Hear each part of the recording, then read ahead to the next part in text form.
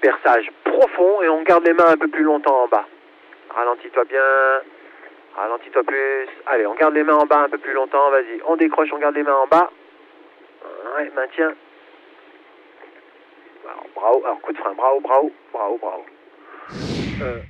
Cette semaine, notre pilote travaille le décrochage et la recherche de marche arrière. Il descend les mains pour provoquer son décrochage, puis il remonte se tenir au niveau des mousquetons pour reconstruire la voile. À cet instant, la voile a pris une forme relativement propre en marche arrière, mais il va désormais y avoir un mouvement pendulaire du pilote vers l'arrière. La voile est censée résister à ce mouvement pendulaire et se stabiliser au-dessus du pilote. Mais la voile ne résiste pas à ce mouvement pendulaire, elle ne fait que passer au-dessus du pilote et commence un mouvement vers l'avant, un mouvement d'abatté. Le pilote interprète ce mouvement vers l'avant comme une porte de sortie et il va commettre l'erreur de relâcher ses freins alors que le mouvement d'abatté n'est pas encore fini.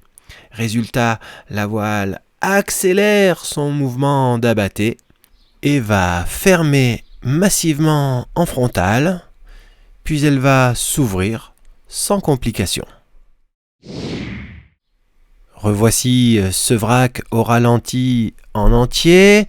La porte de sortie, ce n'est pas le mouvement d'abatté, mais la fin de l'abatté. Relâcher trop tôt, c'est amplifier l'abatté. Ralentis, on la regarde. Allez, perçage. Bravo. Marche arrière, un peu plus haut. Tempo. Bravo, bravo, bravo, bravo, bravo, bravo, bravo. La tempo. Une mésaventure similaire est arrivée à ce pilote une semaine auparavant. Le pilote provoque son décrochage, il reconstruit et vient chercher sa position de marche arrière, mais la voile ne fait que passer au-dessus de sa tête et commence un mouvement vers l'avant, un mouvement d'abatté. Le pilote interprète ce mouvement vers l'avant comme une porte de sortie. Il relâche les freins alors qu'il est beaucoup trop tôt et que le mouvement d'abatté est loin d'être terminé. Résultat, la voile repart de plus belle en abatté. Le pilote tente bien une tempo du dernier moment, une tempo du désespoir, mais il est trop tard pour empêcher la fermeture frontale.